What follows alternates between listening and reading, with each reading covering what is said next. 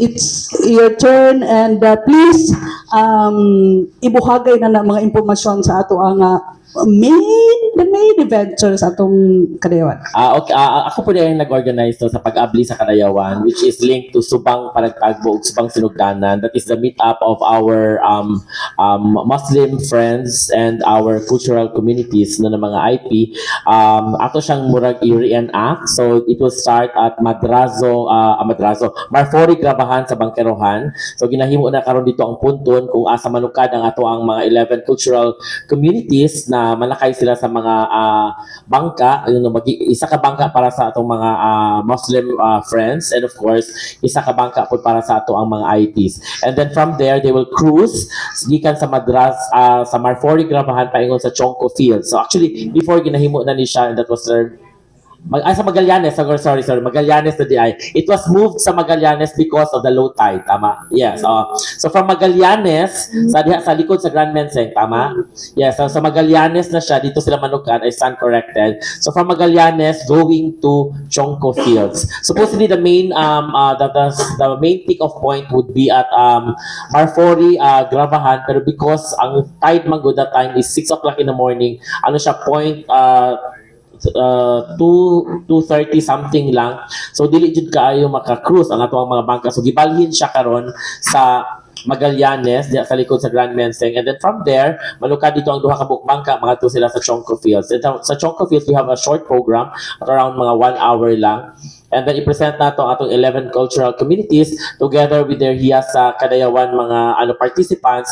And then after that they will be having a small feasting, and then after that we will be preparing for the pag-abli sa Kadayawan, which will start at around 5:30 in the afternoon sa Magsaysay Park. So karon ginahimo na nato ang mga tents. Actually nakatukod na ang tent sa Chongco Field, natukod na po ang tent nato sa sa Magsaysay Park. Dito siya sa tunga jud mismo sa kanang unsa tawag ani akbang sa monument, sa in between sa mga tribal village sa mga IPs, and of course our Muslim friends. So dito ta mag stage sa ato ang performances. Our honorable mayor will be there, and of course together with the Execom, and of course the department heads, they are cordially invited to join us on this festivity.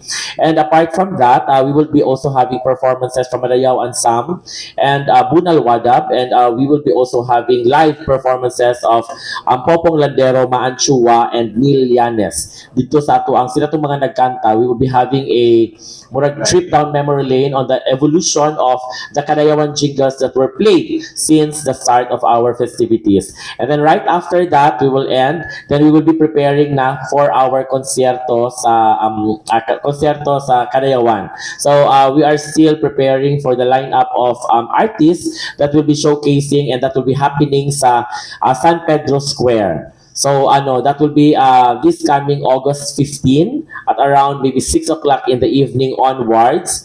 And we will be having a lot of friends because natay mga sub-segments by our sponsors.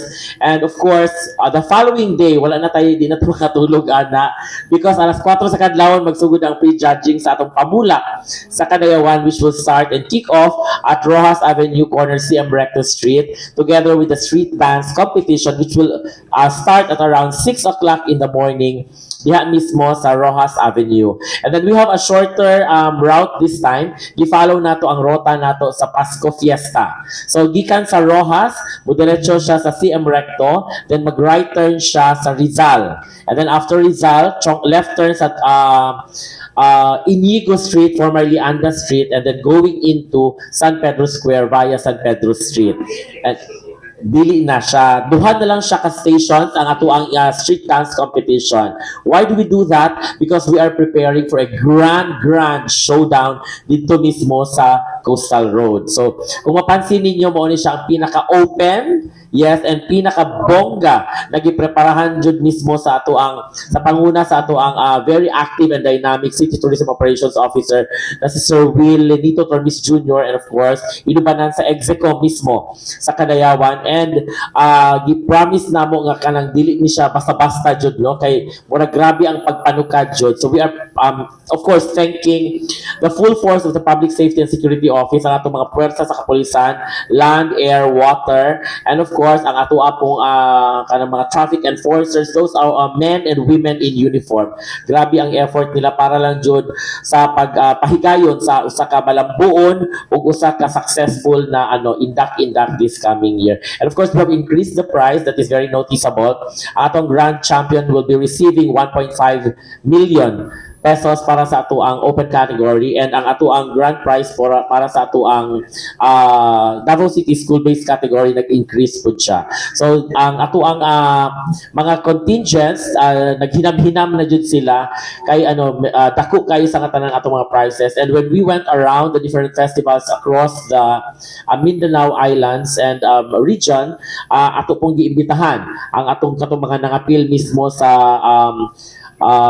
Tinalak Festival and katong Kaanyogan Festival sa Tarragona. Nakuha nato sila, and then they are very happy na naa sila dinhi karon. Ilabi na pod ang katong mga uban ng appeal nga mga grupo, pero dili jud exactly the same group nga nag-appeal sa festival mismo sa Tagum City o sa Davao del Norte as a province. Naa sila karon para makipag lantugi kung kinsa jud ang mamahimong makauli sa ato ang 1.5 million na prize.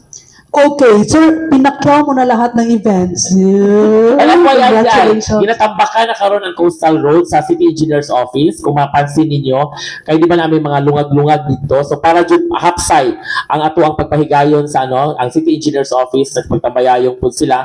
They are doing their refilling sa katong mga areas na medyo lalong siya para dili jud mga damag, walay mga samad. At gibrief na itong pag-ayo ang ato ang mga contingents nga hinaot paunta walay mga kanang complaints nga mahitabo.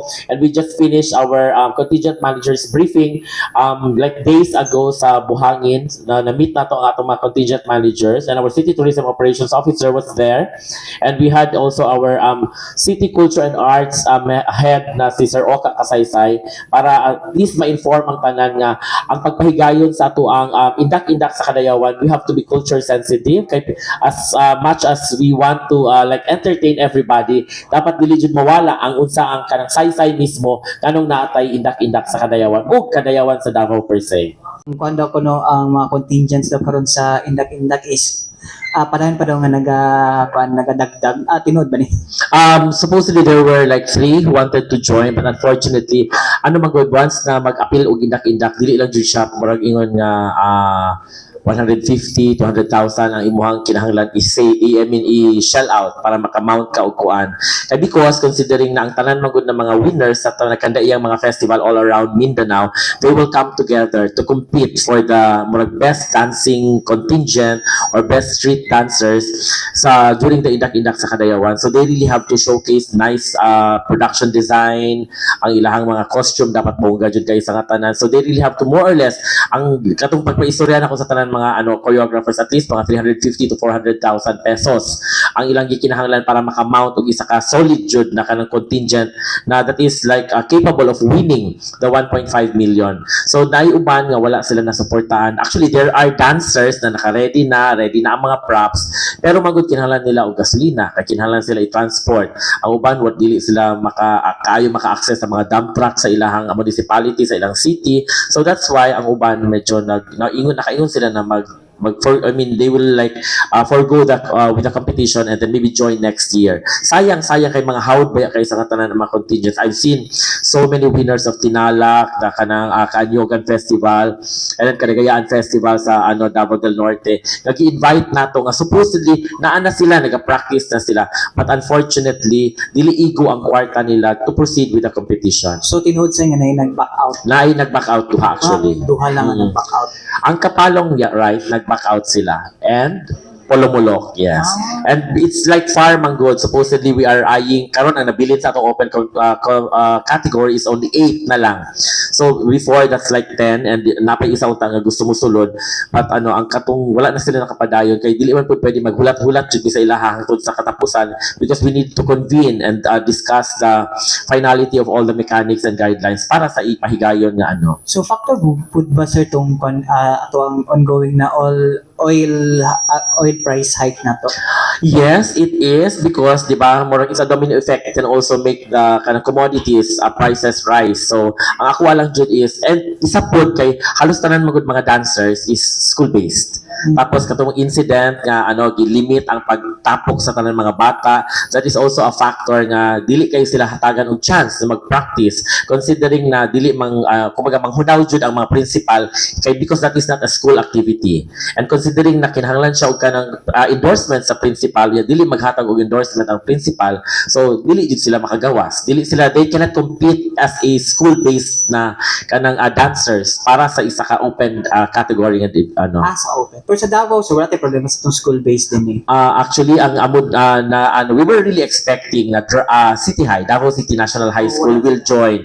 Kay di ba, they really Hall of Fame na sila. correct. Pero wala sila karon, and for some reasons that is I also don't know. Siguro kana isa siya sa mga factor na naka-apekto jud nga nganong dili sila gani makapadayon kay because dili magud siya i-vouch sa kanang in my own opinion lang ha, dili siya i-vouch kay because this is not a school activity. This is an activity that they wanted to join as sa ilang grupo mismo, sa ilang community maybe, tapos kinahanglan man pud og support sa principal if ever man appeal sila. So sir, pasabot ani based mo ang ginaingon karon sir nga katong bagong school calendar karon sa DepEd na murag na siya katong mga face nga Yes. nga extracurricular is wala na siya ilabot sa school activities. I'm talking about the safety and security of all the participating dancers that are all enrolled sa isa ka school. So maybe katong paglimit sa ilaha bang magtapok sila, those like gatherings that are not school related, dili siya dili siya kay encourage sa ato ang mga principal. So that really affected greatly sa number nga actually daghan gusto mga appeal. So ang ako lang jud makita, I've been doing this since 2017, money lang jud and the endorsement because that is really very very important. Kung endorse ka sa principal, the principal should help na finance the needs of the students and the dancers. Tapos kung endorse man ka sa mayor, siguro sa ilang mga dump truck, sakyanan, pagkaon, bugas, and so on and so forth. Kaya apart sa ilang stay din here, which is subsidized by the city government of Davao, because upon arrival of our provincial contingents the day before the event, na sila libre na pagkaon, na sila billeting quarters. So that's for free.